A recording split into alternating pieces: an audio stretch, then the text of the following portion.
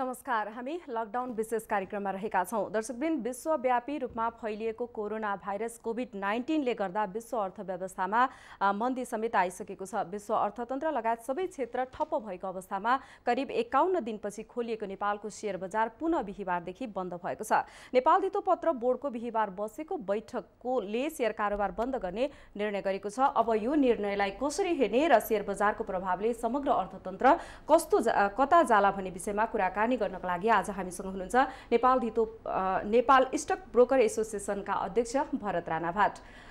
भरतजी, स्वागत छ यहाँलाई माउन्टेन लकडाउन विशेष कार्यक्रममा। धन्यवाद। चैत्र 10 गतेदेखि बन्द भएको शेयर बजार धितोपत्र बोर्डकै निर्देशनपछि पुनः खोलिएको छ र पुनः धितोपत्र बोर्डको निर्देशनपछि नै बिहीबारबाट नै शेयर बजार बन्द भएको छ। यसलाई हामीले कसरी हेर्ने? यस्तो छ, तपाईको चैत 9 गते जुन कारोबार भयो, आइतबार कारोबार भयो र 10 गतेबाट मार्केट चाहिँ बन्द भयो। त्यो बेलामा चाहिँ यहाँ मात्रै होइन, हाम्रो बजार मात्रै होइन, सबै अब लकडाउन भइसकेपछि मान्छेलाई आवत जावत गर्न गाह्रो हुन्छ र बजारमा पनि त्यसको प्रभाव चाहिँ देखिन्छ। र सबैभन्दा पहिला त मार्केट बजार भन्दा पनि अब जो चाहिँ त्यहाँ चाहिँ इन्भल्भ छन् अथवा त्योभन्दा बाहिर चाहिँ भएका व्यक्तिहरू, तिनीहरूको स्वास्थ्य चाहिँ ठुलो कुरा हो। र लकडाउनमा दुईटा, एउटा चाहिँ स्वास्थ्यको कुराहरू आयो, अर्को चाहिँ सरकारले निर्देशन दिइसकेपछि त्यसलाई पूर्ण पालना गर्नुपर्ने सबैको दायित्व हो भन्ने हिसाबले धितोपत्र बोर्डले पहिलो निर्देशन दिएर मार्केट चाहिँ बन्द भयो। त्यसपछि चाहिँ बिचमा थपिँदै लगभग 1 महिना पुगिसकेपछि चाहिँ यो लकडाउनको चाहिँ प्रभाव बिस्तारै चाहिँ मान्छेहरू चाहिँ बाहिर निस्किन थाल्ने अथवा चाहिँ काठमाडौँमा चाहिँ कोरोनाको प्रभाव चाहिँ अलिकति कम छ र यो आर्थिक क्षेत्रहरूमा चाहिँ जुन प्रभाव देखिरहेको छ यसलाई बिस्तारै चाहिँ खुकुलो पार्दै लानुपर्छ भन्ने हिसाबले जुन कुराहरू भइरहेको थियो र सरकारले गत 25 गते अब यो बैंक, फाइनेन्स, इन्सुरेन्स कम्पनीहरू, त्यसपछि चाहिँ उद्योग धन्दाहरू र धितोपत्र बजार र त्यसलाई चाहिँ आंशिक रूपमा चाहिँ भनेको 1/3 कर्मचारीहरू राखेर सेवा चाहिँ दिनको लागि चाहिँ खुल्ला गर्ने भन्ने कुरा भइसकेपछि धितोपत्र बोर्डले बसेर लास्ट फ्राइडे चाहिँ हामी छलफल पनि गऱ्यौँ कसरी चाहिँ खोल्न सकिन्छ र यसलाई कहिलेबाट खोल्न सकिन्छ भन्ने हिसाबले चाहिँ छलफल गरेर चाहिँ गत मङ्गलबार अस्तिबाट चाहिँ कारोबार सुरु भयो र त्यसमा चाहिँ पहिलाको चाहिँ नर्मल टाइम भन्दा कारोबार ट्रेडिङ टाइम पनि कम गरेर तपाईको सर्किट ब्रेकरहरूलाई पनि पहिलाको सर्किट ब्रेकरहरूलाई चाहिँ कम गरेर मार्केट चाहिँ एटलिस्ट बजार चाहिँ अब सरकारको पनि निर्देशन र काठमाडौँमा त्यसको प्रभाव पनि अलिकति कम छ भन्ने हिसाबले चाहिँ बजार सुरु गरियो। तर भइदियो के भने जुन दिनबाट हामी बजार सुरु गर्यौँ त्यही दिन चाहिँ कोरोनाको चाहिँ बिरामीहरू पनि बढे हैन। अनि अर्को चाहिँ हिजो आइसकेपछि त काठमाडौँमै देखिन थाल्यो भनेपछि अब यो परिस्थितिमा बजारमा हामीले चाहिँ बजार खोलेर मात्रै भएन, कारोबार पनि 2 दिनको कारोबार हेर्दाखेरि यसले जुन सोचका साथ मार्केट खोल्नुपर्छ, जुनको सोचका साथ चाहिँ मार्केटले चाहिँ फङ्सन गर्नुपर्ने थियो त्यो टाइपको चाहिँ नदेखिसकेपछि आज बिहान मात्रै धितोपत्र बोर्डको चाहिँ आकस्मिक बैठकले आज चाहिँ कारोबार बन्द गर्ने र हिजो र अस्ति जुन कारोबार भएको छ ती कारोबारहरू लगायत अरू चाहिँ अब मार्केट कसरी खोल्न सकिन्छ अथवा कहिले खोल्ने भनेर पछि चाहिँ छलफल गर्ने गरी आजको कारोबार चाहिँ बन्द गर्ने निर्देशन दियो र नेप्सेले चाहिँ त्यो पब्लिकली नोटिस निकालिसकेको छ र आजको कारोबार बन्द छ। यहाँ स्टक ब्रोकर एसोसिएसनको अध्यक्ष हुनुहुन्छ, यहाँ मार्फत नै 50 देखि 60 वटा ब्रोकरहरू पनि सञ्चालित नै रहेका छन् हैन। लाखौं लगानीकर्ताहरू, हजारौं लगानीकर्ताहरूले आफ्नो दैनिकी पनि शेयर बजार मार्फत नै गुजार्नुहुन्छ होला पक्कै पनि त्यही कारोबारबाट नि। यस्तो अवस्थामा यहाँहरूलाई चाहिँ के भइदिएदेखि हुन्थ्यो भन्ने छ? जस्तो यो पछिल्लो समय त हामीले अनलाइन ट्रेडिङ सिस्टम पनि रहेको छ नि। यस्तो छ, त्यसलाई चाहिँ अब कस्तो भयो भने अब यो जुन कोरोनासँग लडिरहेछौँ त्यो भनेको कसैले चाहिँ ल्याएर अथवा कसैले कन्ट्रोल गर्न सक्ने अवस्थाको चाहिँ सिचुएसन स्थिति चाहिँ भइदिएन। त्यो भएर सरकारलाई अरू भइदिएको भए ल तपाईँले यो बन्द गरिदिनुहोस्, हामी चाहिँ यसरी खोल्न सक्छौँ भन्ने हिसाबले गर्थ्यौँ होला। र अहिले धितोपत्र बोर्डले पनि सायद अब अस्तिसम्मको सिचुएसन चाहिँ तपाईँको मार्केटमा चाहिँ अलिकति ब्रोकरहरू आउन सक्ने, पास उपलब्ध गराउन सक्ने, त्यसपछि गएर चाहिँ इभन इन्भेस्टरलाई पनि पास चाहिँ दिएर चाहिँ त्यो गर्न सकिन्छ कि भन्ने हिसाबले चाहिँ मार्केट खोल्न पुगे र अहिलेको स्थितिमा चाहिँ होइन त्यो 2-3 दिनमै अहिलेको सिनारियो नै यस्तो चाहिँ चेन्ज भइदियो कि काठमाडौँमा यसको प्रभाव चाहिँ देखिन थाल्यो र काठमाडौँमा हामी जुन रूपमा चाहिँ अब यसलाई चाहिँ सामान्य रूपमा ल्याएको थियौँ परिस्थिति चाहिँ सामान्य रूपमा रहन्छ र यसलाई चाहिँ हामीले त्यही रूपमा चाहिँ लिनुपर्छ। र अर्को चाहिँ अब जस्तै पासकै कुरा पनि सरकारले चाहिँ के निर्णय गरेको थियो भने सबैको रेगुलेटरले चाहिँ 1/3 चाहिँ कर्मचारीलाई पास दिने, उनीहरूको चाहिँ भेहिकलहरू चाहिँ आवत जावत गर्न दिने र पछि चाहिँ फेरि गभर्नमेन्टले नै के भन्यो भने होइन त्यो पनि अब पहिलाको पासहरू चाहिँ रद्द गराउने र तपाईँको गृह मन्त्रालयबाट पास चाहिँ इस्यु गराउने जुन चाहिँ निर्देशन आयो त्यसले पनि अब सबैलाई चाहिँ त्यहाँ गएर चाहिँ पास लिनको लागि र त्यो रूपको पास लिनको लागि भनेको अहिले जति जुन रूपमा टाइट गरेको छ इभन कमर्सियल ब्याङ्कहरूलाई नै तपाईँको सबै ब्रान्चहरू खुलेनन् होइन, सबै ब्रान्चहरू खुल्न सक्ने लेभलको चाहिँ पासहरू उपलब्ध गराइदिन सकेका छैन। र अर्को चाहिँ यो 2-3 दिनमा जुन प्रभाव देखियो त्यसले चाहिँ मेन्टली पनि मान्छेहरू चाहिँ पासै उपलब्ध गराउँदाखेरि पनि हामी बजारमा जान सक्छौँ कि सक्दैनौँ अथवा बजारमा गएर चाहिँ काम गर्न सक्छौँ कि सक्दैनौँ। इभन हामी ब्रोकर नै मैले अफिस खोलेर मात्रै त भएन नि, अफिस खोलेर काम पनि हुनु पर्यो र म अफिस जाने वातावरण पनि हुनु पर्यो र धितोपत्र बोर्डले पनि सायद यसैलाई मनन गरेर चाहिँ यो निर्देशन दिया हुन सक्छ। जस्तो पछिल्लो 2 दिनको कारोबार हेर्दाखेरि खोलेको 1 घण्टा पनि नपुग्दै नेगेटिभ सर्किट ब्रेक पनि लागेको छ, कारोबार रकम पनि एकदमै कम भएको छ। लगानीकर्ताहरूले चाहिँ केही स्वार्थ केन्द्रित व्यक्तिहरूको उनीहरूको कुरामा लागेर चाहिँ खोलिएको हो, बजारलाई चलखेल गर्नको लागि खोजिएको हो भनेर पनि भनिरहेको छ, कसरी लिन सक्छ? यस्तो छ अब कतिपय इन्भेस्टरहरूले अब त्यो आरोप लाउनु स्वाभाविकै हुन सक्ला र हामीले हेर्नुपर्ने चाहिँ के हो भने एज अ रेगुलेटर धितोपत्र बोर्डले सबैको कुराहरू चाहिँ सुन्नु पर्यो एउटा। दोस्रो चाहिँ तपाईँको एज अ रेगुलेटर तपाईँको मार्केट चाहिँ कसरी चाहिँ अपरेट गर्ने त्यो पनि हेर्नु पर्यो। एज अ रेगुलेटर तपाईँको चाहिँ क्यापिटल मार्केट जस्तो सेन्सिटिभ ठाउँमा चाहिँ हामीले चाहिँ सबै विकल्पहरूलाई चाहिँ हेरेर एटलिस्ट लामो समयसम्म चाहिँ मार्केट बन्द गर्नु हुँदैन भन्ने हिसाबले पनि त्यो कुराहरू चाहिँ धितोपत्र बोर्डले निर्देशन दिया हुन सक्छ। र हामीले आफैले पनि अघि मैले भने तपाईँको सुरुका दिनहरूमा चाहिँ यसको प्रभाव एकदमै चाहिँ हामीले नसोचेको रूपमा चाहिँ आउला भन्ने थियो। बिस्तारै 1 महिना पुग्दाखेरि चाहिँ काठमाडौँमा चाहिँ अब कोरोनाको प्रभाव चाहिँ नआउला भन्ने भइसक्यो। त्यसपछि चाहिँ सबै हिसाबले चाहिँ मार्केटलाई यति लामो समय बन्द पनि भएको थिएन। मार्केट चाहिँ योभन्दा पहिला जुन बेला भूकम्प गएको थियो त्यो बेला 26 दिन चाहिँ मार्केट बन्द भयो। त्योभन्दा पछाडि चाहिँ मार्केट बन्द भएको सबैभन्दा लामो त्योभन्दा पछाडि पनि अहिले हो, त्योभन्दा अगाडि पनि यति लामो समय चाहिँ बन्द भएको थिएन। र इन्भेस्टरहरूले चाहिँ बुझ्नुपर्ने अथवा चाहिँ यो बेलामा उनीहरूले चाहिँ जुन कुराहरू भनिरहेछन् त्यसलाई चाहिँ हामीले दुईटा पाटोबाट हेर्नुपर्छ। एउटा चाहिँ स्वाभाविकै हो, घरमा बसिराख्नु भएको छ, अब मार्केटको चाहिँ मेन स्टेक होल्डर चाहिँ उनीहरू होइन, उनीहरूलाई चाहिँ बजारमा आउन सक्ने वातावरण छैन। र हामीले चाहिँ अर्को धितोपत्र बोर्डले चाहिँ तिनै इन्भेस्टरहरू जुन इन्भेस्टरहरू मैले मसँग भएको सेयर चाहिँ लिक्विड गराएर म सानोतिनो गर्जो टार्छु भन्नेहरूलाई चाहिँ एक लेभलको चाहिँ त्यो वे चाहिँ हामीले वे आउट चाहिँ निकाल्नुपर्छ भन्ने हिसाबले पनि सोचेर चाहिँ यो गरे हुनसक्छ। र इन्भेस्टरहरूले मार्केटमा चाहिँ तलमाथि गर्नको लागि चाहिँ यो गरे कि भन्ने जुन चाहिँ आरोपहरू छ त्यसमा चाहिँ बाइसेल गर्ने भनेको इन्भेस्टर नै हो कि। हिजो अस्ति जुन चाहिँ ट्रेड भयो त्यो पनि इन्भेस्टरले नै हो। यदि तपाईँको कसैले तलमाथि गर्नेवाला थिए ब्रोकरहरूले जस्तै मैले होइन ठिकै हो त्यहाँ चाहिँ जस्तै अहिले पनि हेर्नुभयो भने धेरै लगानीकर्ताले बजार बन्द हुनुपर्छ भन्नुभयो, कतिपय लगानीकर्ताले बजार खोल्नुपर्छ भन्ने पनि त छन् नि होइन, बजार खोल्नुपर्छ भन्ने लगानीकर्ताहरू पनि थिए नि।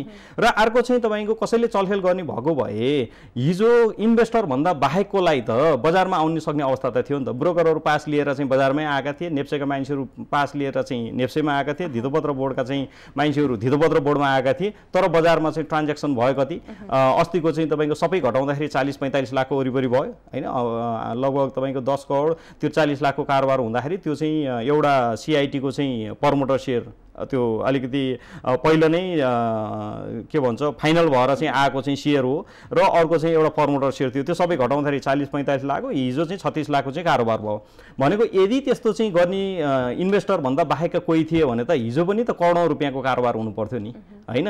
र अर्को चाहिँ बिर्सिन नहुने स्वाभाविक इन्भेस्टरहरूले चाहिँ क्वेसन जे रेज गर्नुभयो त्यो एउटा हिसाबमा चाहिँ स्वाभाविक चाहिँ के हो भने हामी चाहिँ इन्भेस्टर, हामी चाहिँ बजारमा इन्भेस्ट गर्ने र हामीलाई नै चाहिँ त्यो बजारमा जान सक्ने अवस्था नहुँदै मार्केट नखोलिदिएको भए अथवा चाहिँ मार्केट खोल्न हुन्न भन्ने त्यो उनीहरूको चाहिँ कुरा चाहिँ वास्तवमा जायज हो। जस्तो धितोपत्र बोर्डकै निर्देशनलाई आधार मान्ने हो भने पनि जस्तो कुन आधारमा खोल्न दियो र कुन आधारमा फेरि पनि बन्द गरियो, जस्तो नियमनकारी निकायको हैसियतले त उसलाई अनलाइन ट्रेडिङ सिस्टमलाई प्रमोट गर्नुपर्ने होइन र? यस्तो छ, अब हामीलाई चाहिँ जुन बेला यो लकडाउन हुँदै थियो त्योभन्दा पहिला चाहिँ लगभग 1.5 वर्ष भइसक्यो अनलाइनमा चाहिँ यतिका टाइमसम्म लगभग 20-21 हजारको हाराहारीमा चाहिँ अनलाइन युजरहरू हुनुहुन्छ। सबै हेर्दाखेरि मार्केटमा 15-16 लाख जुन इन्भेस्टर भनेका छौँ, एटलिस्ट तपाईँको त्यति नभयो भने पनि तपाईँको चाहिँ मार्केटमा सेकेन्डरी मार्केटमै लाउने इन्भेस्टर पनि लाखौँको चाहिँ सङ्ख्यामा इन्भेस्टर हुनुहुन्छ।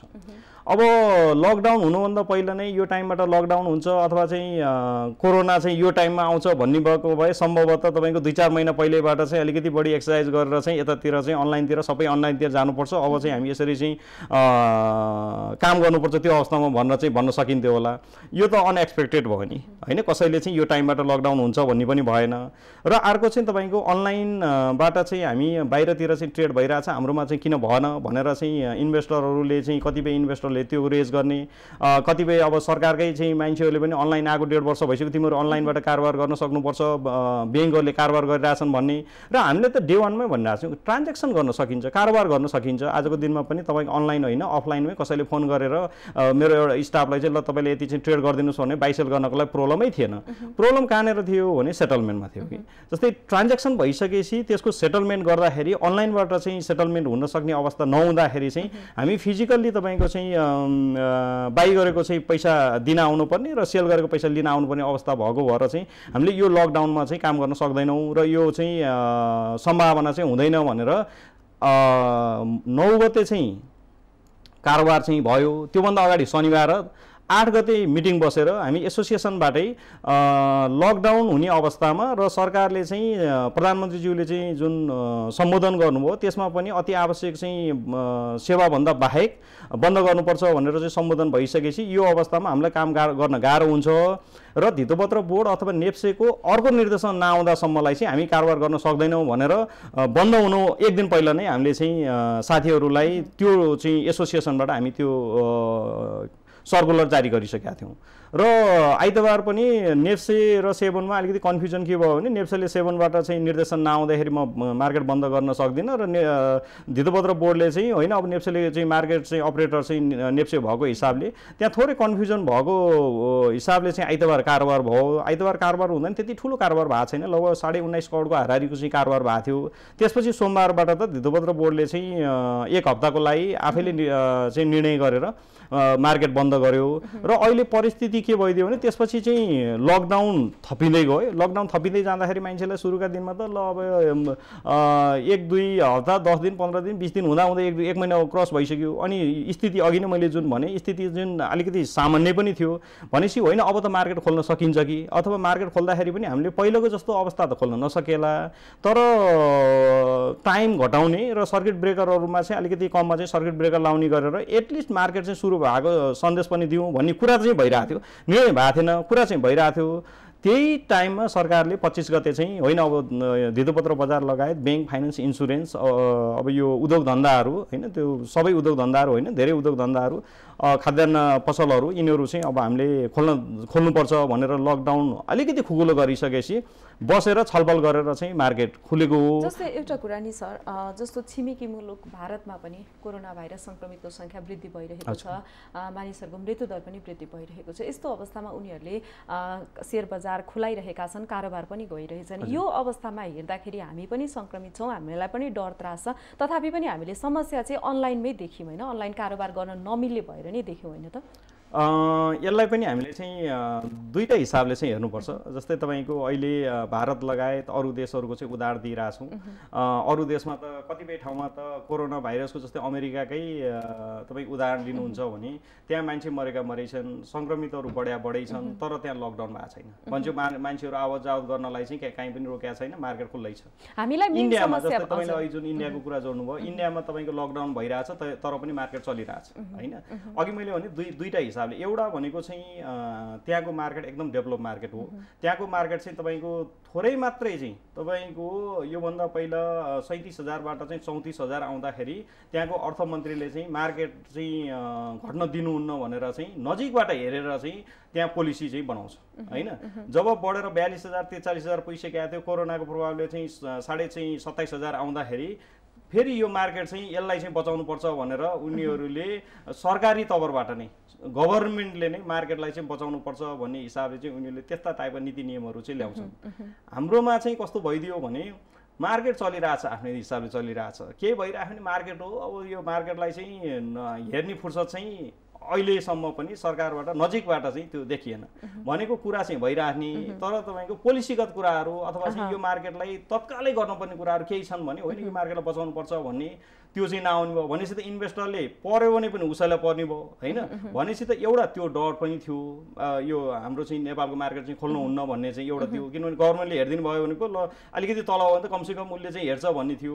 अर्को चाहिँ तपाईँको इन्डियामा आजको दिनमा पनि घरमै बसेर तपाईँको खातामा चाहिँ पैसा छ भने बाई गर्न सक्नुहुन्छ र सेयर छ भने सेल गर्न सक्नुहुन्छ, तपाईँले घरैबाट चाहिँ त्यो अपरेट गर्न सक्नुहुन्छ भनेको त्यहाँ चाहिँ अटोमेटेड अनलाइन सिस्टम छ। अब हाम्रोमा चाहिँ छ न त छ, तर त्यो लेभलको फङ्सन गर्ने अटोमेटेड सिस्टम चाहिँ भइदिएन भनेको जुन ट्रेडिङसम्म गर्ने तर तपाईँको सेटलमेन्टको पार्टमा चाहिँ नहुने बित्तिकै त सेटलमेन्टको लागि त आइदर तपाईँको ब्रोकरकोमा जानु पर्यो, अब तपाईँको पहिला चाहिँ पैसा खातामा ट्रान्सफर गरेर मात्रै सेयर चाहिँ ट्रेड गर्नु पर्यो। त्यो दुईटा चाहिँ अलिकति अप्ठ्यारोले गर्दाखेरि पनि इन्भेस्टरहरू पनि अलिकति हच्के होइन, त्यो स्वाभाविकै पनि हो र रेगुलेटर पनि ल अनलाइन त छ तर त्यो लेभलको चाहिँ फङ्सन गर्न चाहिँ सकेन भने त यसले त अलिकति अप्ठ्यारो चाहिँ स्थिति चाहिँ ल्याउन सक्छ होइन। हामीले त अब गभर्नमेन्टलाई त हामी त अनलाइन सिस्टम भनिरहेछौँ होइन, तर तपाईँको सेटलमेन्टै गर्न सकेन भने त त्यसले त फेरि नेगेटिभ चाहिँ म्यासेज चाहिँ जान्छ र हामी ब्रोकरले त डे वान भनिरहेको थियौँ ट्रेड गर्न सक्छौँ, सेटलमेन्ट गर्न चाहिँ यही सिस्टमबाट हामी सक्दैनौँ। र हामीले चाहिँ लकडाउन खुल्दै गर्दाखेरि पनि भनेको थियौँ तपाईँको 5जना एटलिस्ट 5जना स्टाफहरू मेरो अफिसमा चाहिँ आउन सक्ने वातावरण भइदियो भने हामी चाहिँ मार्केट खोल्नलाई सक्छौँ।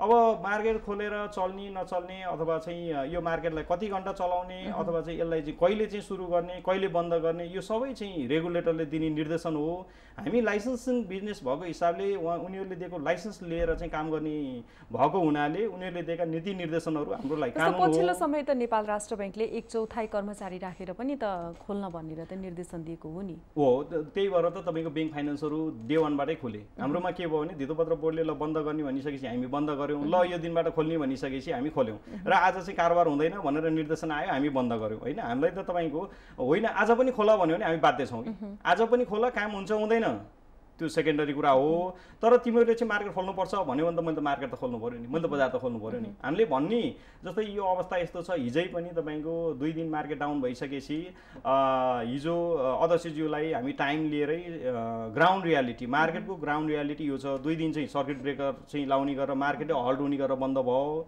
र इन्डेक्स मात्रै नहेरौँ न अरू के कारणले गर्दाखेरि यो भयो त यो अवस्था चाहिँ कसरी आयो भनेर हामी टाइम लिएरै उहाँलाई चाहिँ सबै यथार्थ जानकारी दिनलाई हिजो टाइम लिएर 4 बजे चाहिँ उहाँलाई भेटेर हामी मार्केटको चाहिँ सबै स्थिति हामी भोलि खोल्दाखेरि के अवस्था हुनसक्छ अथवा चाहिँ यो 2 दिन किन यस्तो अवस्था आयो र आउँदा दिनहरू चाहिँ बजारमा हामी यही रूपमा चलायौँ भने हामीले नसोचेको दुर्घटना पनि हुनसक्छ भनेर हिजो टाइम लिएर उहाँलाई चाहिँ हामीले यो बजारको बारेमा यो हाम्रो दायित्व पनि हो। खोल भन्नुहुन्छ त हामी खोल्छौँ, तपाईँहरूले अझै पनि होइन यो मार्केट चलाइराखेको भनेर निर्देशन दिनुहुन्छ भने हामी चलाउनै पर्छ होइन। तर स्थिति चाहिँ यो छ भनेर हामी चाहिँ जानकारी नै दिएको थियौँ। भनेपछि जुन आज मात्रै धितोपत्र बोर्डको निर्देशन आयो यो लकडाउन अवधिको सम्मको लागि मात्रै हो? त्यो त यस्तो छ, अब पहिला पनि योभन्दा पहिलाको चाहिँ सुरुमा लकडाउन भयो, त्यसपछि जुन टाइमसम्मलाई लकडाउन भएको थियो त्यो टाइमसम्मलाई मार्केट पनि बन्द भयो अनि लकडाउन थपिँदै गर्दाखेरि चाहिँ अब त्यो मार्केट पनि बन्दको चाहिँ श्रृङ्खला चाहिँ थपिँदै गयो। अब यो पनि सम्भवतः तपाईँको 5 गतेसम्मलाई चाहिँ लकडाउन छ, 5 गते सरकारले होइन अब खोल्ने भन्यो भने त मार्केट त खोल्नु पर्यो नि। त्यही भएर अब यो अहिलेको निर्देशन पनि त्यही रूपमा अहिलेको जुन नेप्सेले आज नोटिस निकालेको छ लकडाउनसम्मलाई भनेको छ। अब लकडाउन लम्बियो भने सम्भवतः अब चाहिँ बजार लकडाउन भइन्जेलसम्मलाई खोल्ने अवस्था चाहिँ देखिँदैन। पछिल्लो समय समाचार सामाजिक सञ्जाल हेर्दाखेरि लगानीकर्ताहरू दुई भागमा विभाजित भएका देखिन्छन्। एकजनाले खोल्नै पर्छ भनेर भनिरहेछन् भने एकजनाले यो बिचमा छलफल हुन्छ खोल्न हुँदैन भनेर भनिरहेछन्। चेपुवामा चाहिँ दैनिकी गुजारा गर्ने जो हुनुहुन्छ नि सानो सानो सेयर कारोबारीहरू हुनुहुन्छ जसले चाहिँ सेयर बेचेर आफ्नो दैनिक गुजारा गरिराख्नु भएको छ, चेपुवामा पर्नुभएको हो। यसलाई पनि कस्तो छ भने जस्तै यो चाहिँ नर्मल टाइम होइन कि यो चाहिँ तपाईँको कसैले चाहिँ बनाएको चाहिँ अवस्था पनि होइन, यो सिर्जित अवस्था हो। यसलाई तपाईँ सबैले चाहिँ हामीले चाहिँ एक्सेप्ट गर्नुपर्छ। जस्तै सरकारले चाहिँ तपाईँको सबैजनालाई यतिकै चाहिँ घर बस भने त होइन होला होइन।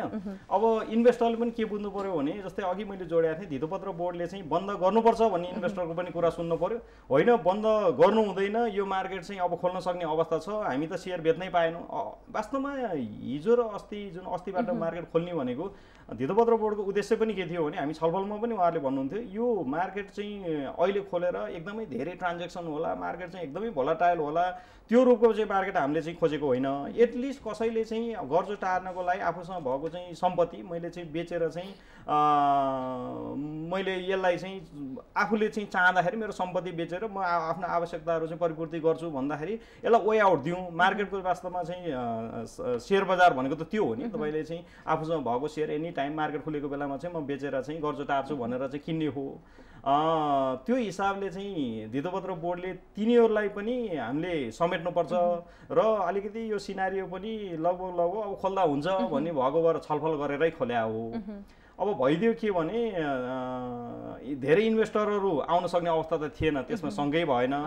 तर मार्केटमा चाहिँ थोरै कारोबार भइदिने, तर त्यसले चाहिँ होल इन्डेक्सलाई चाहिँ मार्केट इन्डेक्सलाई चाहिँ असर गरिदिने भनेको त तपाईँको कस्तो भइदियो भने जम्मा कारोबार भएको छ 2 दिनको चाहिँ कारोबार हेर्दाखेरि रियल कारोबार चाहिँ जुन तपाईँको अघि पनि मैले जोडेको थिएँ प्रमोटरको बाहेक चाहिँ हेऱ्यो भने रियल कारोबार 2 दिनमा चाहिँ 1 करोडको हाराहारी भएको छ होइन। तर मार्केट क्यापिटलाइजेसन तपाईँको चाहिँ घटेर अरबौँ रुपियाँमा 32-33 अरब कति छ त्यो त्यति चाहिँ तपाईँको 2 दिनमा घट्यो भनेको त भोल्युम कारोबार भइदिएको भए 10-15 करोड एटलिस्ट यो टाइममा 15-20 करोडको चाहिँ ट्रान्जेक्सन भएर घटिदिएको भए चाहिँ होइन ठिक छ बायर सेलर त छन् नि भन्नुहुन्थ्यो, कारोबार नहुने तर मार्केटमा चाहिँ त्यसको चाहिँ नेगेटिभ चाहिँ इम्प्याक्ट चाहिँ देखिने। त्यो हिसाबले अघि पनि मैले जोडेँ हामीले आफै पनि धितोपत्र बोर्डमा गएर स्थिति यो छ र यसलाई चाहिँ अलिकति नजिकबाट हेरेर चाहिँ केही चाहिँ सबैलाई हुने डिसिजन चाहिँ गर्नुपर्छ होला भनेर हामी आफैले पनि भनेका हौँ र धितोपत्र बोर्डले पनि सायद त्यो मनन गर्यो र आज बिहानै नत्र भने त तपाईँको आज मार्केट चाहिँ आज हिजोसँग खुलिरहेको मार्केट होइन आज नै आकस्मिक बैठक बसेर बन्दै गर्नुपर्ने अवस्था चाहिँ नर्मल टाइममा भएको भए यति छिटो यसरी चाहिँ बन्द हुन्थेन। यो चाहिँ अलिकति एबनर्मलै भएको हिसाबले उहाँले त्यो डिसिजन चाहिँ लिनुभएको हो। यो 2 दिनमा मार्केट खोलिरहँदाखेरि लगानीकर्ताहरूको मनोविज्ञान चाहिँ कस्तो पाउनुभयो यहाँले? यस्तो छ अब पहिला त इन्भेस्टरहरू ब्रोकरकै अफिसमा आउनुहुन्थ्यो र लगभग हामीलाई पनि थाहा हुन्थ्यो, उहाँहरूसँग कुरा हुन्थ्यो होइन। अब यो बेला भनेको त तपाईँको लगभग 30-40 लाख कारोबार हुँदा एउटा ब्रोकरकोमा चाहिँ कतिको कारोबार भयो होला, 1-1.5 लाख भनेको त तपाईँको एउटा कसैले चाहिँ अनलाइनबाट चाहिँ ल मलाई चाहिँ 10 किता 20 किता चाहिँ सेल गर्छु भन्दाखेरि पनि त्यति चाहिँ ट्रान्जेक्सन भइहाल्छ होइन। र इन्भेस्टरसँग हामी एकदमै नजिकबाट चाहिँ यो बिचमा हामी कुराकानी गर्न पाएनौँ र तैपनि अब भनौँ न मार्केटको मेरो अफिसमा आएर गर्ने कुराकानी भन्दा बाहेकका त इन्भेस्टर भनेको त साथीभाइ नै हुने, हामी त एकदमै नजिकको रिलेसन भएको तपाईँको जुनसुकै बेला पनि फोनमा चाहिँ कुराहरू हुने। त्यो कुराहरू चाहिँ हाम्रो अहिले पनि हामी चाहिँ यो बिचमा चाहिँ मार्केट डाउन के भन्छ मार्केट खोलेर तपाईँको चाहिँ यो डाउन हुँदै गर्दा अथवा मार्केट नखोल्दाखेरि पनि हामी ती कुराहरू चाहिँ भइ नै राख्थेँ। र तपाईँले भनेको एउटा चाहिँ के हो भने मार्केटमा जो एकदमै नजिकबाट मार्केट हेर्थे जो चाहिँ डे टु डे ब्रोकर अफिसमा आएर चाहिँ ट्रेड गर्थे उनीहरूलाई चाहिँ अलिकति अप्ठ्यारो परेकै हो। किनभने एउटा त लकडाउनले भित्र थुनिएर बस्नु परेको छ, दोस्रो यता मार्केट खुलिसक्यो मार्केटमा जान पाउने अवस्था चाहिँ छैन। त्यो भएको हिसाबले चाहिँ एउटा टाइपको इन्भेस्टरहरू जो चाहिँ एकदमै डाइरेक्टली मार्केटसँग चाहिँ कनेक्टेड इन्भेस्टरहरूले चाहिँ यो मार्केट हाम्रोलाई चाहिँ खुलाउनु पर्ने, तर यो मार्केट चाहिँ खुल्न त खुल्यो तर हाम्रोलाई भएन र जबसम्म चाहिँ यो सिचुएसन एकदमै नर्मल भएर सबै मान्छे हामी चाहिँ मार्केटमा आउन सक्ने अवस्था हुँदैन त्यति बेलासम्म चाहिँ नखोलिदिनुहोस् भनेर चाहिँ भनेका इन्भेस्टर भनेको यो मार्केटमा एकदम डाइरेक्टली इन्भल्भ भएका र नजिकबाट चाहिँ हेरेका इन्भेस्टरहरू हुन्। एउटा त्यो टाइपको इन्भेस्टरहरूले नर्मल सिचुएसन खोजे, एउटा चाहिँ होइन म त घरमा बसिरहेको छु होइन म सिकेर त्यो ट्रेड गर्छु, अनलाइन म युज गर्छु, अथवा म चाहिँ मसँग सानो भएको सेयरहरू खुल्यो भने चाहिँ म ट्रेड गर्छु भन्ने एउटा टाइपको इन्भेस्टरहरू आजको दिनमा पनि तपाईँले जुन भन्नुभयो दुई थरी इन्भेस्टरहरू छन्, त्यो डेफिनेटली छन्, त्यो हुन्छ पनि, जहाँ पनि हुन्छ कि त्यो। जस्तो नेपालकै सेयर बजारमा कुरा गर्ने हो भने 16 लाख लगानीकर्ताहरूको तथ्याङ्क रहेको छैन, जसमा पनि 20,000 चाहिँ अलि एक्टिभ खालका लगानीकर्ताहरू मानिन्छन्। त्यसो भने 5,000ले मात्रै अनलाइनको फर्म लिएका छन् होला, अनलाइन कारोबार होइन, लगभग 20-21 हजार छ अहिलेसम्म। तपाईँको 21-22 हजार पुगिसक्यो अनलाइन चाहिँ युजरहरू। अनलाइन युजरहरू फेरि कस्तो छ भने तपाईँले ब्याङ्कमा अकाउन्ट खोल्दैमा तपाईँले त्यहाँ गएर चाहिँ डिपोजिट गर्नुहुन्छ अथवा तपाईँले विथड्र गर्नुहुन्छ भन्ने के छ र? 20,000ले अनलाइनले पनि कारोबार चाहिँ कतिले गर्छ? यस्तो छ, अब कारोबार गर्नेहरू त अनलाइनबाट यो बिचमा जुन बेला एकदमै भोल्युम भएको थियो, लगभग तपाईँको 4 अर्बभन्दा माथि त एक दिनमै कारोबार भयो, एभरेजमा 2-3 अर्ब कारोबार हुन्थ्यो त्यो टाइममा चाहिँ नेप्सेको डाटा हेर्दाखेरि 40-45% चाहिँ अनलाइनबाट कारोबार गरे भन्नुहुन्थ्यो उहाँहरूले चाहिँ होइन। त्यो रेकर्ड हेर्दाखेरि त्यो चाहिँ के हो भने जस्तै 15-16 लाख इन्भेस्टर भनेको त आइपिओ भर्नेदेखि लिएर जोसँग सेयर छ भनौँ न, जसले चाहिँ सेयर चाहिँ ल्याएछ र डिम्याट खाता खोलेको छ, त्यो चाहिँ 15-16 लाख चाहिँ आइपिओको सबै त्यो हेरेर चाहिँ 15-16 लाख इन्भेस्टर भने हो। तर सेकेन्डरी मार्केटमा पनि दुई थरी छन्। एउटा भनेको कहिलेकाहीँ मात्र ट्रेड गर्ने, बल्कमा सेयर उठाउने अथवा चाहिँ आफूलाई चाहिँ चाहिँदाखेरि चाहिँ सेयर सेल गर्ने, तर रेगुलर ट्रेड नगर्ने। हाम्रो मार्केटमा रेगुलर ट्रेड गर्ने चाहिँ इन्भेस्टरहरू त्यति धेरै हुनुहुन्न। तैपनि 20-21 हजार चाहिँ इन्भेस्टरहरूले युजर पासवर्ड अनलाइनको लागि लिँदै गर्दाखेरि धेरै चाहिँ इन्भेस्टरहरू त्योबाट चाहिँ बाहिर हुनुहुन्थ्यो होइन। र यो टाइममा चाहिँ हामीले उनीहरूलाई होइन अनलाइनबाट गर भन्दै गर्दाखेरि त्यो टेक्निकल प्रब्लमहरू आएकै हो कि। जस्तै बाई गर्नको लागि 25% चाहिँ एडभान्स दिनुपर्ने। अब अहिलेको बेलामा ब्रोकरकोमा के भन्छ खातामा पैसा ट्रान्सफर गर्नलाई अनलाइनबाट अब कनेक्ट आइपिएसबाट दिनमा 10 लाखभन्दा गर्न पाइँदैन होइन। अब यो मार्केटको इन्भेस्टरहरू कहिले चाहिँ तपाईँको दिनमै करोडौँ रुपियाँ चाहिँ ट्रेड गर्ने, कहिले काहीँ ट्रेडै नगर्ने इन्भेस्टर हुन सक्छन्। त्यो भएको भएर अलिकति हामीले यो टाइमलाई खोलेर यति धेरै कारोबार हुन्छ भनेर चाहिँ जुन एक्सपेक्टेसन चाहिँ राख्नु नै गलत थियो। जस्तो साउन्डदेखि फुल फेजमा अनलाइन ट्रेडिङ सिस्टम जाने कुराहरू पनि छ, कतिको सम्भव छ? यस्तो छ, अब अनलाइन त हामी पहिलेबाट अब अनलाइनमा जानुपर्छ, सबैजना अनलाइनमा जानुपर्छ भने अब साउन्ड 1 गतेबाट भनेको चाहिँ यो अस्तिको जुन धितोपत्र बोर्डको निर्देशन, त्यसमा चाहिँ के हो भने बाई गरेको पैसा चाहिँ अनलाइनबाटै ट्रान्सफर गर्ने र सेल गरेको पैसा चाहिँ अनलाइनबाटै ट्रान्सफर गर्ने भन्ने हिसाबले चाहिँ आएको निर्देशन हो। र त्यसमा चाहिँ अहिले नै हामीले के रियलाइज गरिसक्यो भने अहिलेको अवस्था कति लामो समयसम्म चाहिँ रहन्छ भन्ने कसैले भन्न सक्ने अवस्थै छैन। आज चाहिँ लकडाउन भयो, 5 गतेसम्म लकडाउन भनेको छ, त्यसपछि चाहिँ तपाईँको महिनौ लम्बिन पनि सक्छ।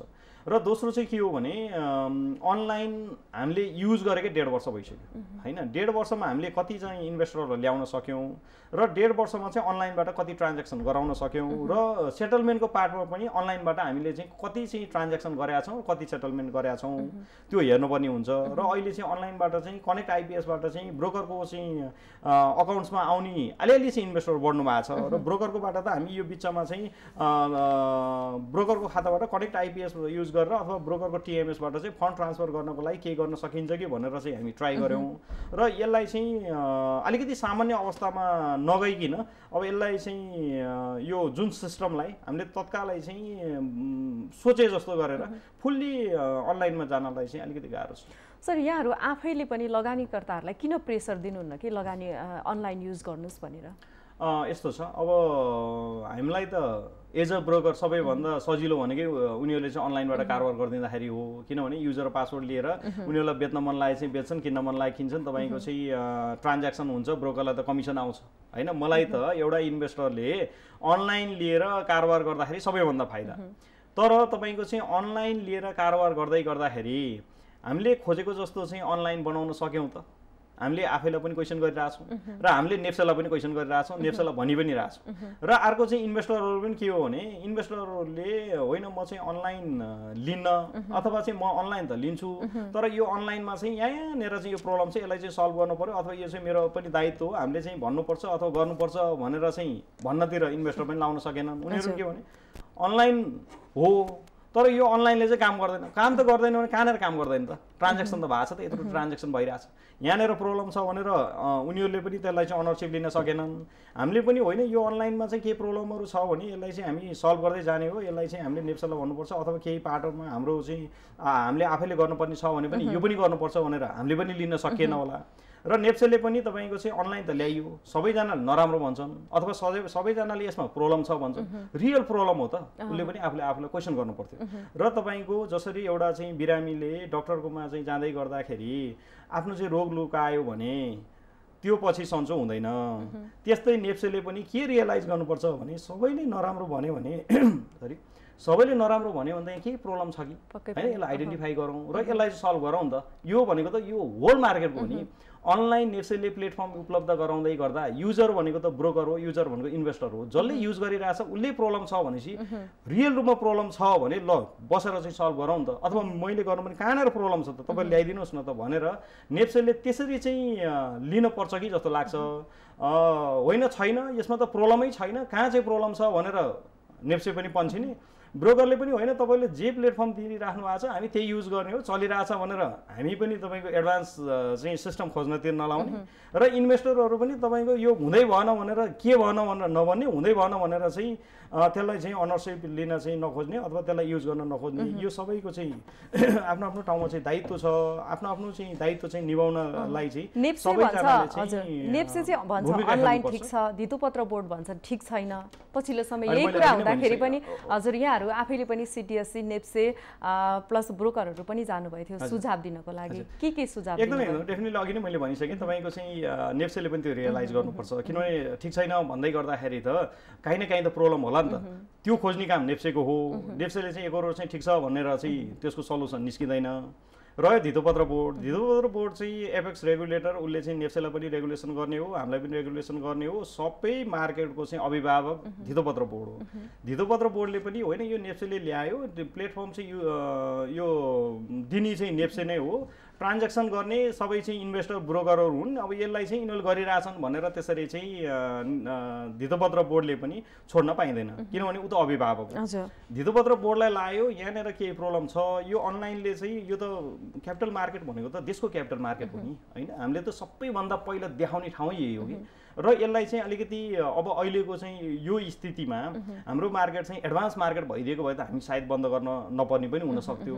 त्यो रियलाइज गरेर धितोपत्र बोर्डले पनि ठिक छ तिम्रो चाहिँ अनलाइन ठिक छैन भने तिमीले चाहिँ यो टाइम चाहिँ यति अपडेट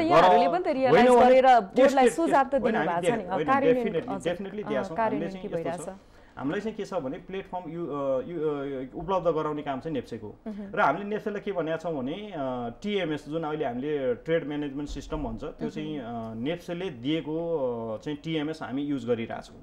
र नेप्सेले चाहिँ अहिले के भनिरहेछ भने यो म्याचिङ इन्जिन हामीले बनाउनु पर्थ्यो, टिएमएस ब्रोकरले बनाउनु पर्थ्यो होइन, र त्यो चाहिँ काम चाहिँ ब्रोकरको हो, तर त्यसको चाहिँ सबै दायित्व हामीले लियौँ र यसले गर्दा प्रब्लम आयो भनेर नेप्सेले भनिराख्दै गर्दाखेरि हामीले यो अनलाइन अब आउनुपर्छ ल्याउनुपर्छ भनेर उहाँले एग्रिमेन्ट गर्ने बेलामा पनि सोधेका छौँ कि ब्रोकरले गर्नुपर्ने के हो, हामीलाई चाहिँ के गर्नुपर्छ।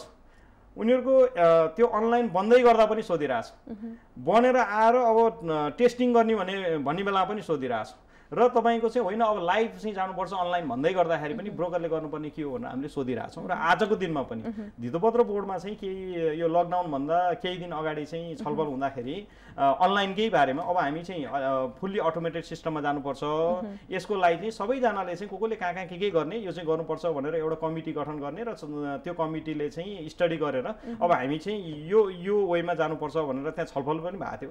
र त्यो बेलामा मैले उहाँहरूलाई चाहिँ एउटा प्रस्ताव पनि के राखेको थिएँ भने हामी टेस्टेड इन्टरनेसनल्ली टेस्टेड टिएमएस ल्याउँछौँ, तर अब यो इन्टिग्रेट गर्ने काम भनेको त नेप्सेको होइन। नेप्सेले अहिले चाहिँ जुन वाइकोलाई दिएको छ वाइको त्यो त उनीहरूको म्याचिङ इन्जिनमा इन्टिग्रेट त गरिदिनु पर्यो। भोलि हामी सबै चाहिँ खर्च पनि गरौँला, त्यो पार्टी आउनलाई रेडी पनि होला, आइसकेपछि होइन यो सिस्टममा त तपाईँको सिस्टम चाहिँ इन्टिग्रेट गर्न सक्दिनँ भन्यो भने त हाम्रो पैसा पनि गयो र तपाईँको चाहिँ त्यो पार्टी चाहिँ अब अर्कोचोटि आउँदा पनि आउँदैन। त्यही भएर हामीले चाहिँ धितोपत्र बोर्डमा र नेप्सेमा त्यही छलफलमा पनि एउटा प्रस्ताव राखेका छौँ, तपाईँहरूले चाहिँ यो सर्टिफाई गरिदिने काम तपाईँले गर्नुपर्छ, इन्टिग्रेट गर्ने एस्योर भयो भने हामी चाहिँ एउटा टेस्टेड सिस्टम चाहिँ ल्याउँछौँ भनेर अगाडि बढाएका छौँ र त्यो आवश्यक पनि देखिसक्यो। सर पछिल्लो समय चाहिँ विश्व शेयर बजारमा मन्दी पनि आइरहेको छ, अर्थव्यवस्था डामाडोल छ, ठप्प अवस्था छ। जस्तो नेपालकै शेयर बजारमा कुरा गर्दाखेरि पनि पछिल्लो समय बिक्री बढाउँदा अधिकांश देशकै शेयर बजारमा चाहिँ पहिरो गइरहेको अवस्था छ। नेपालको शेयर बजारको अवस्था चाहिँ अब कस्तो देख्नुहुन्छ यहाँले? यस्तो छ, अब यसलाई अब तपाईँले जुन बाहिरतिर चाहिँ मार्केट एकदमै डाउन भइरहेछ र नेपालमा पनि भइरहेछ भन्नुभयो। पहिला चाहिँ हामीले हेर्नुपर्ने के हो भने हो इन्डियाको मार्केट, अमेरिकाको मार्केटमा त्यहाँ चाहिँ कोरोनाको प्रभाव देखिँदै गर्दाखेरि 30-35% चाहिँ मार्केट घट्या थियो। त्यसपछि चाहिँ फेरि रिभाइभ भएर अहिले चाहिँ तपाईँको उनीहरूको इन्डियाको लगभग 32 त्यति अस्ति त 34,000 पुगिसकेको थियो, फेरि 31,000 को हाराहारीमा अहिले चलिरहेछ। 27,500 मा आएको इन्डेक्स 31,000 पुगिसक्यो। अमेरिकामा हेऱ्यो भने तपाईँ 30,000 को इन्डेक्स 18,000 मा आएर आजको दिनमा पनि 24,000 को हाराहारीमा चाहिँ मार्केट चलिरहेछ। त्यस्तो अवस्थामा पनि भनेको त्यहाँको मार्केटहरू रिभाइभ भइसक्यो। र हाम्रो नेपालको मार्केट हेर्नुहुन्छ भने 1668 भनेको लगभग 1700 को हाराहारी पुगेर फेरि इन्डेक्स चाहिँ घटेर 25% को हाराहारी चाहिँ यो कोरोना भन्दा पहिला नै घटिसकेको थियो। भनेको कोरोनाको असर देखिँदै गर्दा मार्केटमा त्यो असर पहिले नै देखिसकेको थियो। अब 25% को चाहिँ असर देखिसकेको थियो। तर यो 2 दिनको जुन ट्रेड भयो त्यसले चाहिँ अब इन्भेस्टरहरूले पनि एउटा चाहिँ के चाहिँ एक्सेप्ट गर्नु पर्यो भने यो ट्रेड गर्नु ठिक थिएन भन्ने उहाँहरूको चाहिँ माग जायज होला। र यो ट्रेडले एउटा के देखाइदियो भने होइन है, हामी त अलिकति चाहिँ सतर्क हुनुपर्दो रहेछ। यहाँ त हाम्रो चाहिँ यदि मार्केट चाहिँ हामीले यो डिमान्ड साइड चाहिँ क्रिएट गरिएन भने आउँदा दिनहरूमा चाहिँ मार्केट डाउन हुन सक्ने अवस्था रहेछ। र यो बिचमा चाहिँ अब उहाँहरूले नै भनेअनुसार चाहिँ मार्केट यो बिचमा चाहिँ बन्द भइसक्यो। हामी पनि अब हिजो नै गएर अब हामीलाई पनि काम गर्न अलिकति अप्ठ्यारो हुन्छ भनेर हामी पनि चाहिँ मार्केट चाहिँ सरहरूले चाहिँ हेर्नु पर्यो भनेर हामी पनि भन्यौँ मार्केट बन्द भइसक्यो। अब यो बिचमा गर्नुपर्ने चाहिँ तपाईँको डिमान्ड साइड चाहिँ क्रिएट गर्नको लागि कहाँ कहाँ के गर्न सकिन्छ त्यो साइड चाहिँ हेर्नु पर्यो। कोरोनाको प्रभावले सप्लाई साइड ल्याइदियो, डिमान्ड साइड चाहिँ हामीले चाहिँ अब क्रिएट गर्ने हो। र त्यसको लागि चाहिँ रेगुलेटर अब बजेट आउँदैछ होइन, अब अर्थ मन्त्रालय, त्यसपछि चाहिँ अब हाम्रो त ब्याङ्क फाइनेन्स धेरै भएको हिसाबले चाहिँ राष्ट्र ब्याङ्कबाट चाहिँ केही त्यस्ता कुराहरू ल्याउन सकिन्छ, त्यतातिर जानु पर्यो। बजेट आउने बित्तिकै त्यस पछाडि मोनिटरी पोलिसी आउँछ, पोलिसीले एकदमै चाहिँ मार्केटलाई डाइरेक्ट असर गर्छ। हाम्रो मार्केट यस्तो मार्केट छ, त्यो हिसाबले चाहिँ पोलिसीमा के कुराहरू राख्नुपर्छ। अब इन्भेस्टर साथीहरू चाहिँ त्यतातिर लाउनु पर्यो। यो 2 दिनले चाहिँ हामीलाई चाहिँ एउटा काम दिएको छ, रेगुलेटरलाई पनि होइन यतिकै मार्केट चाहिँ खुलाउँदै गर्दाखेरि त हामीले चाहिँ मार्केटलाई धान्न सक्ने अवस्था त रहन्छ। इन्भेस्टरहरू पनि मार्केट खुल्दै गर्दाखेरि त यो अवस्था देखियो भने चाहिँ यो बिचमा चाहिँ रेगुलेटर, हामी ब्रोकरहरू, नेफ्से के भन्छ इन्भेस्टर साथीहरू सबैले चाहिँ डिमान्ड साइडलाई कसरी क्रिएट गर्न सकिन्छ र मार्केटलाई कसरी ब्यालेन्स गर्न सकिन्छ त्यो कामहरू चाहिँ गर्नुपर्ने देखिन्छ। आर्थिक वर्ष 2077-78 को बजेटमा पनि यहाँको पुँजी बजारको अपेक्षा चाहिँ के रहेको छ? यस्तो छ, अब पहिला त हामी यो बजेट सुझाव समिति उपसमिति छ अर्थ मन्त्रालयमा, त्यसको मेम्बर थियौँ र त्यहाँ मिटिङहरू पनि भइरहेको थियो। अब अहिले चाहिँ यो कोरोनाले गर्दाखेरि चाहिँ फिजिकली त्यहाँ मिटिङहरू हुन सकेन र हामीले एसोसिएसनको तर्फबाट हामीले केही सुझावहरू दिएका छौँ र त्यो कतिपय बाहिर पनि आइसकेको छ। अब अहिले देखेको चाहिँ तपाईँको हामीले यो मार्केटलाई ब्रोकर कम्युनिटीलाई मात्रै नहेर्दा होल मार्केटलाई हामी के गर्न सक्छौँ भनेर 7-8 पोइन्ट चाहिँ हामीले सुझाव दिएका छौँ। त्यसमा चाहिँ एउटा यो धितोपत्र बोर्डले पनि रिटर्नमै दिए रहेछ, इन्भेस्टर पनि दिएका छन्। यो लङ टर्म सर्ट टर्म जुन हामीले चाहिँ क्यापिटल गेन ट्याक्स चाहिँ अब लामो समय होल्ड गरेर पनि त्यही ट्याक्स तिर्नुपर्ने र आजको भोलि नै कमाउनलाई पनि त्यही ट्याक्स तिर्नुपर्ने होइन। त्यो चाहिँ अलिकति इन्टरनेसनल प्र्याक्टिस हेर्दाखेरि पनि यो लङ टर्म सर्ट टर्म चाहिँ क्यापिटल गेन ट्याक्स चाहिँ फरक छ। यसलाई चाहिँ एउटा हामी चाहिँ के भन्छ लङ टर्म र सर्ट टर्म चाहिँ गरिदिनु पर्यो। दोस्रो चाहिँ जुन इन्डिभिजुअल इन्भेस्टरहरूले 5% क्यापिटल गेन ट्याक्स चाहिँ तिर्नुहुन्थ्यो, त्यो ट्याक्समा चाहिँ अलिकति चाहिँ दुविधा देखियो। भनेको चाहिँ कस्तो भने मैले ट्याक्स तिरिसकेपछि ट्याक्स क्लियरेन्स पाउने चाहिँ मेरो अधिकार हो कि मैले तिरेको जति ट्याक्सको चाहिँ क्लियरेन्स पाउने मेरो अधिकार हो। तर भइदियो के भने तपाईँको 5% क्यापिटल गेन ट्याक्स चाहिँ होइन, यो त तपाईँले 5% तिर्नुभयो, यो फाइनल ट्याक्स चाहिँ होइन भनेर कतिपय चाहिँ कन्फ्युजनहरू देखिए। वास्तवमा हेऱ्यो भने त फाइनल ट्याक्स नै थियो, तर त्यहाँ अलिकति कन्फ्युजन भइदियो भएर यो कन्फ्युजन हटाइदियो भने इन्भेस्टरहरू चाहिँ अलिकति यो मार्केटप्रति इन्करेज हुन्छन्। दोस्रो चाहिँ उसले यो मार्केटमा इन्भेस्ट गरेर ट्याक्स तिरेर त्यसलाई चाहिँ तपाईँको चाहिँ ट्याक्स तिरेको पैसा चाहिँ बनाउन सक्छ, व्हाइट मनी बनाउन सक्छ भने त इन्भेस्टरहरू त आकर्षित हुने भयो। त्यो हिसाबले यसलाई चाहिँ फाइनल ट्याक्समा कन्फ्युजन देखिएको छ, यसलाई चाहिँ क्लियरिफाई चाहिँ गरिदिनुपर्छ। तपाईँले क्लियर गरिदिनुहोस् भनेर चाहिँ हामीले पनि रिटर्नमा दिएका छौँ, धितोपत्र बोर्डले रिटर्नमा दिएको छ, त्यसपछि गएर चाहिँ इन्भेस्टरहरूले रिटर्नमा दिएका छन्। यो सबै हिसाबले चाहिँ यी कुराहरू चाहिँ हामीले सुझावको रूपमा दिएका छौँ। अब एज अ व्यवसायी हेऱ्यो भने तपाईँको 2-3 महिना हाम्रो मार्केट चाहिँ बन्द भइसक्यो। हाम्रो चाहिँ जे काम चाहिँ गर्थ्यौँ, जहाँबाट चाहिँ हामी इन्कम हुन्थ्यो त्यो त अहिले हुन सकेन। भनिसकेपछि तपाईँको पहिला हामी 25% चाहिँ इन्कम ट्याक्स तिर्थ्यौँ। लास्ट इयर चाहिँ बजेटबाट बढाइदिएर 30% चाहिँ ट्याक्स तिर्ने बनाइदिए। अब हामीले चाहिँ यो अवस्थामा चाहिँ तपाईँहरूले एटलिस्ट ब्रोकर व्यवसायलाई गर्ने भनेको तिर्ने ट्याक्समा चाहिँ छुट दिने हो र केही चाहिँ ट्याक्सहरू घटाइदिनुहोस्। हामी ट्याक्सै तिर्दैन भनेको छैनौँ, तिर्ने ट्याक्समा चाहिँ अलिकति घटाइदिनुहोस् भनेर त्यो पनि हामीले सुझावको रूपमा दिएका छौँ। अर्को चाहिँ अब यो इन्भेस्टरलाई हामी जति चाहिँ शिक्षित बनाउन सक्छौँ मार्केटप्रति चाहिँ, मार्केटको बारेमा जति चाहिँ बुझाउन सक्छौँ त्यति नै यो मार्केटमा चाहिँ इन्भेस्टरहरू थपिने हो। त्यो भएर चाहिँ हामीले आधिकारिक रूपमा एउटा ट्रेनिङ दिनको लागि चाहिँ एउटा ट्रेनिङ इन्स्टिच्युट चाहिँ आवश्यक भइसक्यो नेपालमा होइन। त्यसको लागि चाहिँ धितोपत्र बोर्डको मातहतमा होला अथवा चाहिँ अर्थ मन्त्रालयले एउटा चाहिँ ट्रेनिङ इन्स्टिच्युट खोल्नको लागि चाहिँ एउटा नीतिगत व्यवस्था गरिदियोस् र त्यसले गर्दाखेरि चाहिँ मार्केटमा अलिकति चाहिँ बुझेका इन्भेस्टरहरू अलिकति चाहिँ बुझ्न चाहनेले बुझ्न सक्ने चाहिँ अवस्था चाहिँ हुन सक्ने भएको भएर त्यो एउटा इन्स्टिच्युट खोलिदिँदाखेरि राम्रो होला भन्ने हिसाबले सुझाव दिएका छौँ। पक्कै पनि ब्रोकिङका समस्याहरू पनि धेरै होलान्, यहाँहरूलाई समस्याहरू त होलान्, तर संस्थालाई किन व्यावसायिक रूपमा अझै पनि बनाउन सकेको छैन? गुनासोहरू धेरै पनि आइरहेको हुन्छ। डेफिनेटली तपाईँको अब अहिलेको पहिलाको भन्दा त हामी धेरै परिष्कृत भइसकेका छौँ होइन। पहिला तपाईँको कुनै टाइम त एउटा व्यक्तिले चाहिँ लाइसेन्स लिने हो, व्यक्तिको नाममा चाहिँ थियो। पछि हुँदै गर्दाखेरि तपाईँको होइन यसलाई त हामी चाहिँ संस्थागत रूपमा लानुपर्छ भनेर 20 लाखको चाहिँ क्यापिटल थियो। 20 लाखको क्यापिटलबाट होइन यसलाई चाहिँ बढाउनुपर्छ भनेर 2 करोडको क्यापिटल भयो। त्यसमा पनि होइन अब चाहिँ मार्जिन लेन्डिङ चाहिँ लिनेहरूले चाहिँ बढाउनुपर्छ भनेर हामी 5 करोड पुर्यायौँ। अब हुँदाहुँदै तपाईँको चाहिँ होइन अब यो डिलर लिनेहरूले त 5 करोड होइन 20 करोड पुर्याउनु पर्छ भनेर चाहिँ हामी डिलर लिने साथीहरू चाहिँ 20 करोड पुर्याउँदैछौँ। यो सबै चाहिँ टाइम यो समयले चाहिँ ल्याउने कुरा हो र पहिलाको भन्दा अहिले चाहिँ डेफिनेटली तपाईँको चाहिँ ब्रोकर चाहिँ सर्भिसहरू र हाम्रो आफ्नै व्यापारहरू पनि बढेको छ, राम्रो भएको छ जस्तो लाग्छ।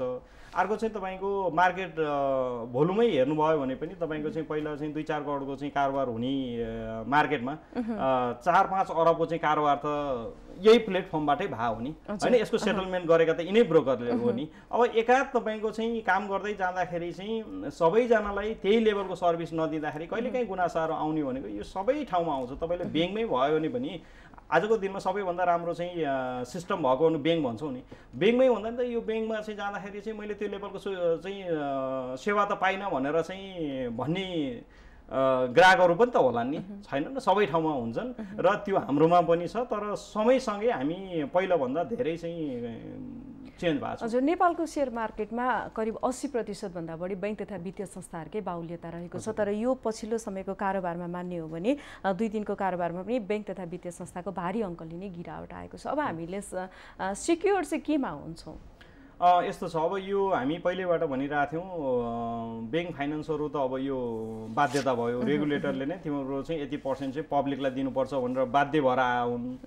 यी भन्दा पनि धेरै राम्रा कम्पनीहरू हामीसँग छन् होइन। जस्तै तपाईँको चाहिँ ब्याङ्क फाइनेन्सहरूको चाहिँ क्यापिटल भन्दा धेरै क्यापिटल भएका चाहिँ संस्थाहरू, ब्याङ्क फाइनेन्सले भन्दा धेरै रिटर्न दिने संस्थाहरू र पब्लिकको चाहिँ आकर्षण चाहिँ हुने संस्थाहरू छन्। त्यस्ता चाहिँ कम्पनीहरूलाई चाहिँ हामीले चाहिँ ल्याउनुपर्छ, यो चाहिँ मार्केटमा ल्याउनुपर्छ। र यसले ल्याउँदाखेरि चाहिँ होल अब त्यो जसले चाहिँ कम्पनी इस्टाब्लिस गरेको छ उसलाई पनि राम्रो भयो। किन राम्रो भयो भने उसले चाहिँ तपाईँको चाहिँ मलाई केही पैसा चाहियो भने उसले आफ्नो कम्पनीको सेयर बेचेर लिक्विड गर्न सक्ने भयो।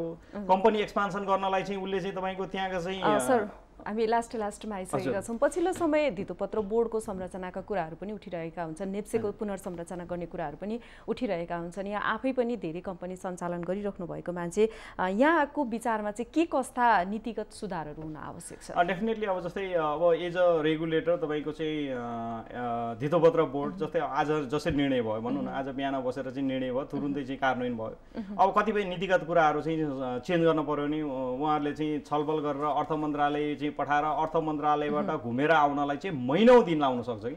हामीलाई आजको आज चाहिएको छ, हाम्रो मार्केट डेभलपमेन्ट गर्नको लागि चाहिँ ल यो यति टाइमभित्र चाहिँ गर्नै पर्छ भन्ने बाध्यता छ। तर तपाईँको चाहिँ यो च्यानल चाहिँ कस्तो भइदियो भने अर्थ मन्त्रालय थ्रु चाहिँ आउनुपर्ने, त्यही भएर उहाँले स्वायत्तता खोज्नु भएको छ होला होइन, त्यो स्वाभाविक हो। र अब नेप्सेको त अब धेरै कुराहरू चाहिँ आएका छन्, त्यसमा चाहिँ अब राष्ट्र ब्याङ्कले त सेयर अपलोड पनि गरिसक्यो, आफ्नो नाममा भएको सेयर अपलोड पनि गरिसक्यो। त्यसमा पनि अलिकति अपलोड गर्दै गर्दाखेरि पनि तपाईँको कस्तो चाहिँ संस्थाहरूलाई गयो भने के भन्छ सरकारकै स्वामित्व भएका चाहिँ संस्थाहरू, एउटा चाहिँ ब्याङ्क 5% चाहिँ ब्याङ्कहरूभन्दा बाहेक अरू चाहिँ सबै सरकारकै चाहिँ स्वामित्व भएका संस्थाहरूलाई गए। यो अलिकति प्राइभेट सेक्टरलाई गइदियो भने डिसिजनका कुराहरू अलिकति यसलाई एडभान्स गर्दाखेरि चाहिँ लगानीका कुराहरू अथवा चाहिँ निर्णय गर्दाखेरि चाहिँ जुन चाहिँ हामीले एक्सपेक्ट गरेका छौँ त्यो टाइपको नभए हुनसक्छ। त्यो हिसाबले चाहिँ अलिकति यो नेप्सेलाई अलि संरचना चाहिँ परिवर्तन गरौँ भन्ने कुराहरू आइरहेछन्, स्वाभाविकै हो। हस्, यहाँको महत्त्वपूर्ण विचारको लागि धेरै धेरै धन्यवाद। हस्, थ्याङ्क यू, यहाँलाई पनि धन्यवाद। दर्शकवृन्द, हामी लकडाउन विशेष कार्यक्रममा रहेका छौँ। लकडाउन विशेषमा समग्र अर्थतन्त्र प्रभावित भइरहँदा नेपालको शेयर बजार पनि अछुतो रहन सकेको छैन। लकडाउनले गर्दा शेयर बजारमा के कस्ता असरहरू पार्छन् र भविष्यमा पार्नेछन् भन्ने विषयमा केन्द्रित रहेर हामीले स्टक ब्रोकर एसोसिएसनका अध्यक्ष भरत राणा भाटज्यूसँग कुराकानी गर्यौँ। दर्शकवृन्द, हामी लकडाउन विशेष कार्यक्रममा छौँ, हेर्दै रहनुहोला माउन्टेन टेलिभिजन। नमस्कार।